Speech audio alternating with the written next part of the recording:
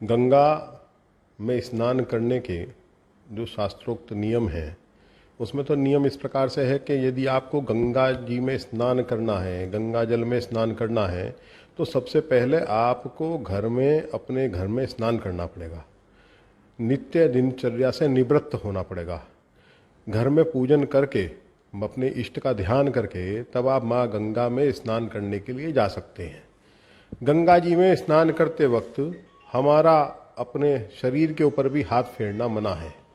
हम केवल और केवल गंगा माँ का स्मरण करते हुए गंगा जल में डुबकी लगाएं और जैसे हैं वैसे के वैसे निकल करके बाहर आ जाएं।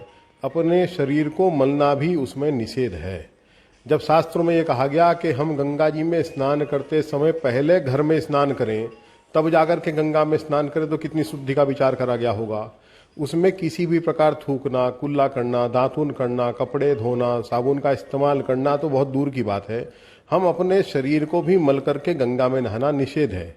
और जो अज्ञानता बस इसको कर रहे हैं उनको एक धार्मिक चेतना की आवश्यकता है कि गंगा जो हमारी हरिद्वार माया नगरी की जो नाड़ी है, जो इस देश की नाड़ी है, इस देश की तंत्रिका है, उसका हमें ध्यान रखना पड़ेगा ताकि हम आने वाली पीढ़ियों को प्रदूषण रहित अविरल गंगा दे सकें, सनातन जगत की हम सेवा कर सकें। सनातन संस्कृति को बनाए रखने के लिए हमें यह कार्य निश्चित रूप से आवश्यक है कि हम अपने धर्म में जो बातें निषिद्ध की गई हैं उनका ध्यान रखें, तभी हमारे देवता हम पर प्रसन्न होंगे, मिले।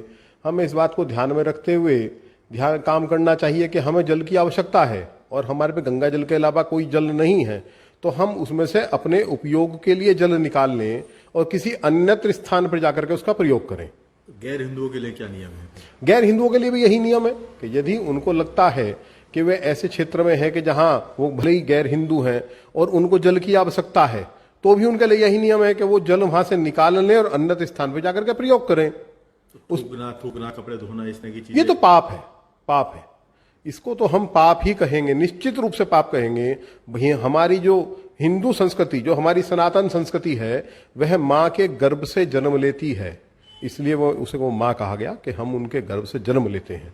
दूसरी बात, जब हमारी जो पालनहार है, जो हमारी मातृभूमि है, जिस पर हम रहते हैं, वह हमारी धरती माँ है, उसको भी हम अपनी माँ कहते हैं। यह भी हमारी धरती है, हम इसके ऊपर भी किसी प्रकार का कोई अन्याय बर्दाश्त नहीं करते।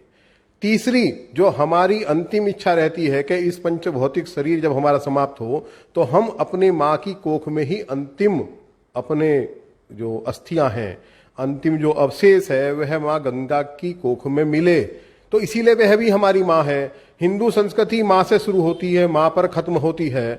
इसी प्रकार तो हमारी तो आस्था माँ में है, तो हम अपनी माँ के साथ किसी भी प्रकार का खिलवाड़ बर्दाश्त नहीं करने वाले।